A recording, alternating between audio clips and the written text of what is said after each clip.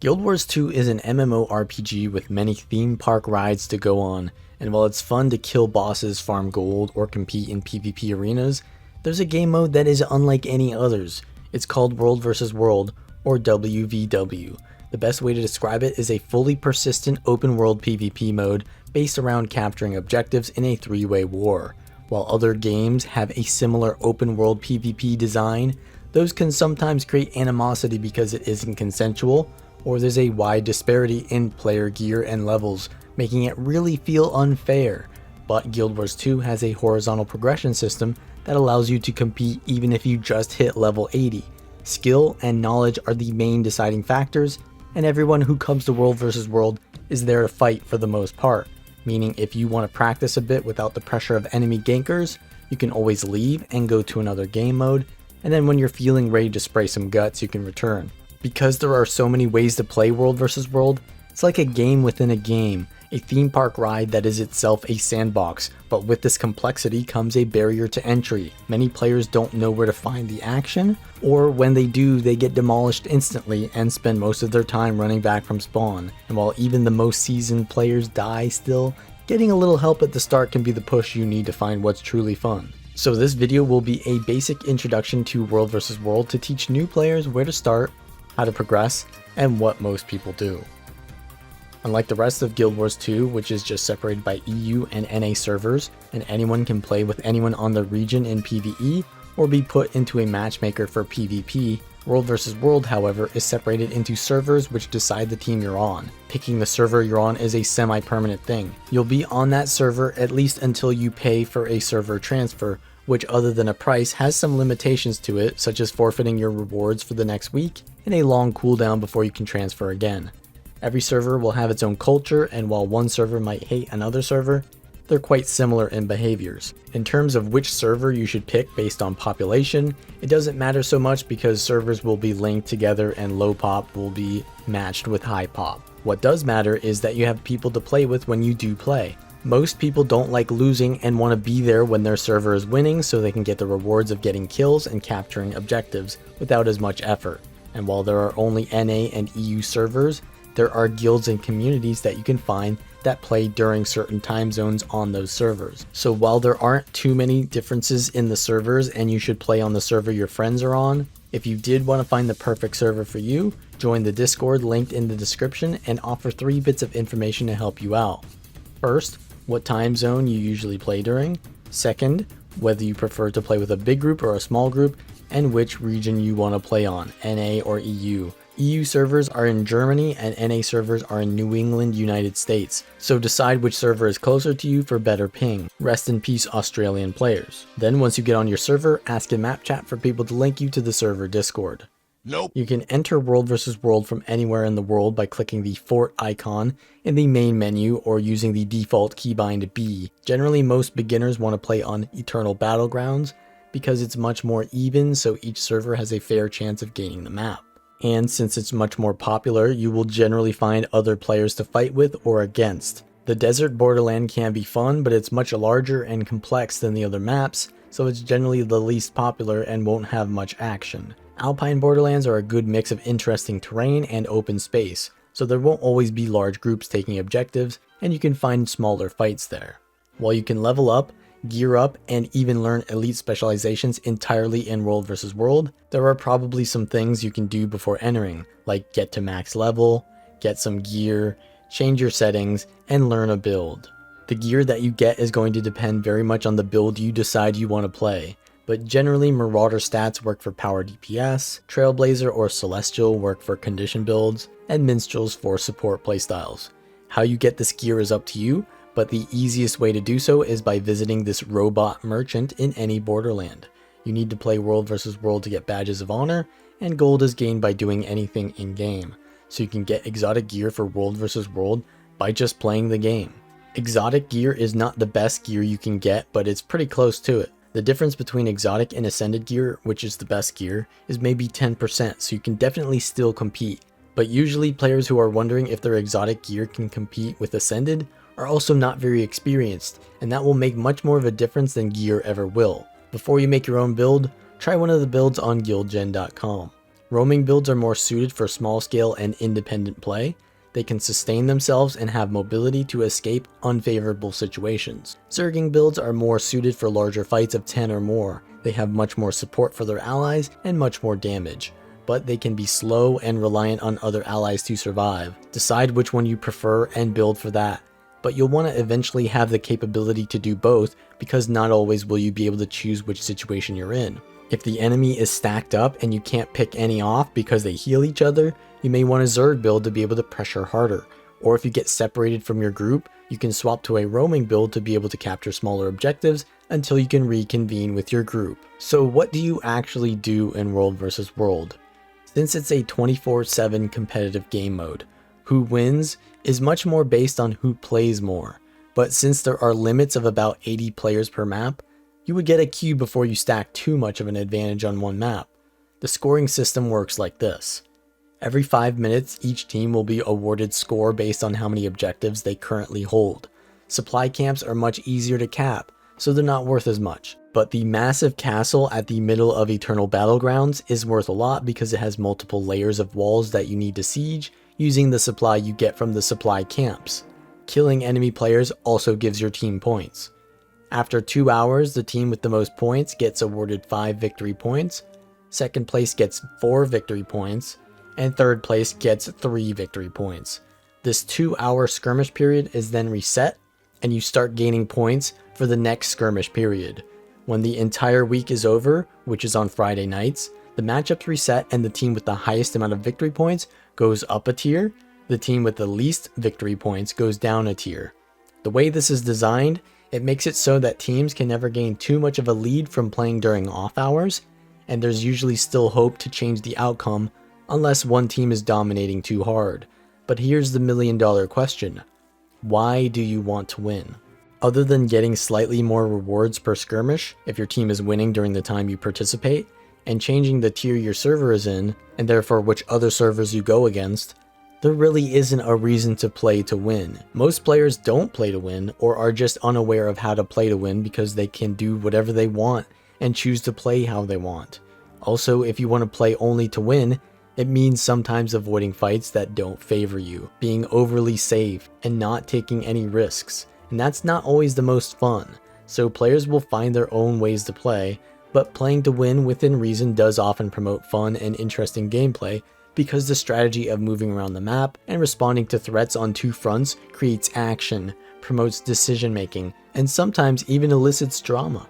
So where should you go to find fights or to help your team? Open your map and look for a colorful arrow icon. This is a commander, which is a player who elects to lead and coordinate other players. You can click on that icon to join their squad. If they offer voice communication, get in it with them so you don't get left behind or react slowly to an enemy engagement. But if there's no commander on your map, you can check another map or take the initiative yourself to create or find fights. If you want to find fights, these will often happen on the border of each territory, where your team's color ends and the other begins. You can find orange dots on the map, which are players who have been spotted by sentries. Capture these sentries by the flag icon on the map and they will scout out enemy players in key travel locations. You can also sometimes see orange crossed swords, which means that 25 or more players are in combat near that location, and many players will often see this and be lured to that location, so a big fight could be happening. If you don't find anything like that, then you may see white crossed swords over the icon of an objective. This means that within the last 3 minutes, this objective was put in combat. It could be someone passing by, or it's still being actively attacked. You don't know too much from this, but it's a good start. But if you always play around finding fights, you might not be able to find any, or you won't be fighting on favorable terms. Instead, creating fights can often be much more rewarding and safe, but may also take more time. You can show enemies your location by standing in their sentry, and when they all flock to get the easy kill on the single orange dot on their map, you can lure them back to your sentry, where your allies will do the same thing and come to your aid. Or you can take enemy camps or towers. You don't need siege to take a camp, so this is the easiest objective to go for besides sentries, but towers and higher will need siege. You get siege from buying it at vendors or by choosing it from the skirmish chests you earn just by participating. Participation is shown by hovering over the icon next to your mini-map. You progress this by killing enemies and defending or attacking objectives. The higher the meter, the faster you progress your reward tracks, which you can choose in the World vs. World panel, Reward Track tab. There's a skirmish reward track as well, which everyone progresses if they have at least 90 participation. Don't worry too much about this, as long as you're playing the game, you'll get rewarded. It's super simple and lets you get rewarded for playing the game how you want, as long as it's not just AFKing. So you have 2 reward tracks that net you plenty of materials you can sell on the trading post for gold, which can get you gear for anything else you want from the rest of the game. Gold is an extremely valuable resource in the rest of the game's economy. But you also get skirmish tickets, which can only be exchanged in World vs. World. The exclusive World vs. World rewards can be obtained by talking to the skirmish vendor at spawn. Here you can get unique skins and ascended gear using the skirmish tickets you get just by participating. Or save your skirmish tickets and go to the legendary vendor where you can start investing in gear that all of your characters can use simultaneously. Legendary gear lets you play a bunch of different builds because of stat swapping, and it's the end game for people who love multi-classing. Although there is technically no true end goal to the game mode, there's a lot of progression to guide you until you find what's fun for you.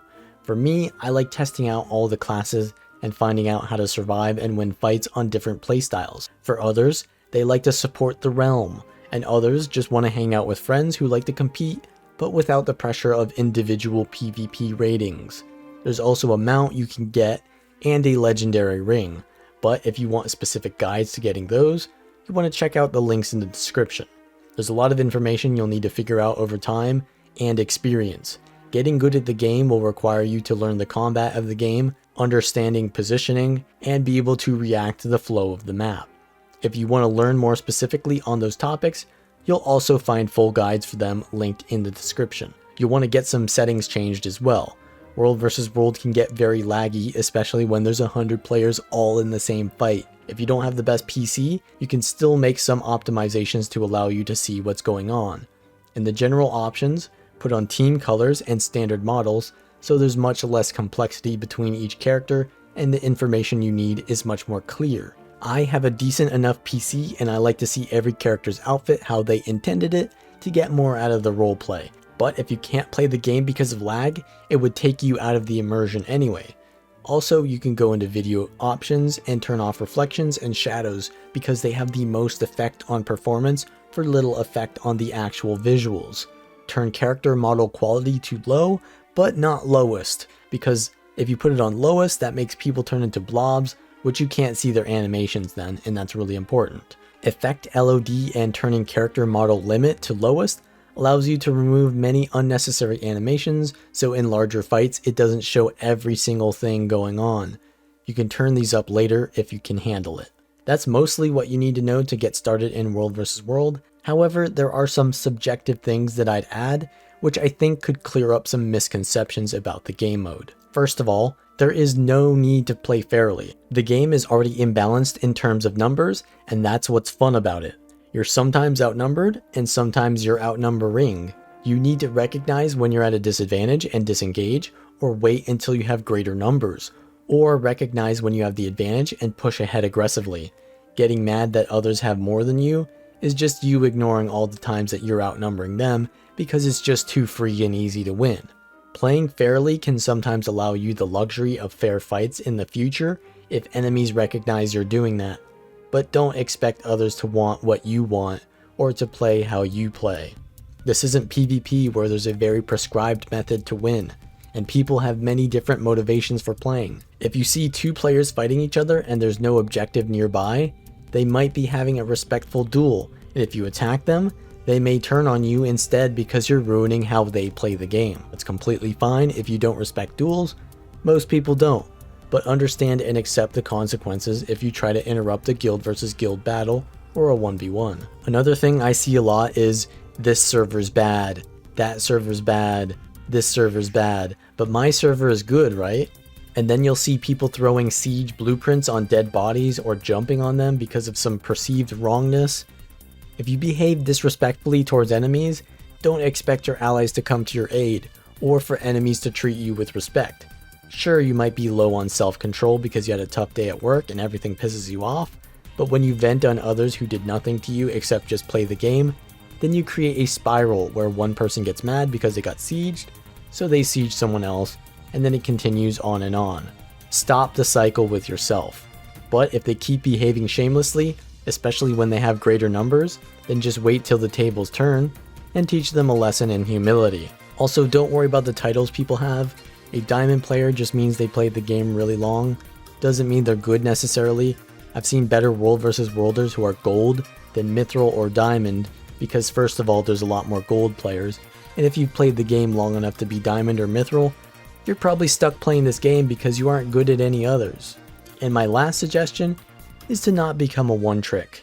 Sometimes people who only solo roam get frustrated that no one wants to play fairly or fight in small scale. Or people who run unkillable builds get frustrated when people run away from fights. That's because they only understand their build or their playstyle and don't understand the perspective of others who are trying to counter them. Obviously, you don't want to fight against a tank if your build relies on bursting squishy targets. You'll rather disengage. And of course, you don't want to fight a thief who is constantly in stealth because you're just wasting your time with something you can't even fight.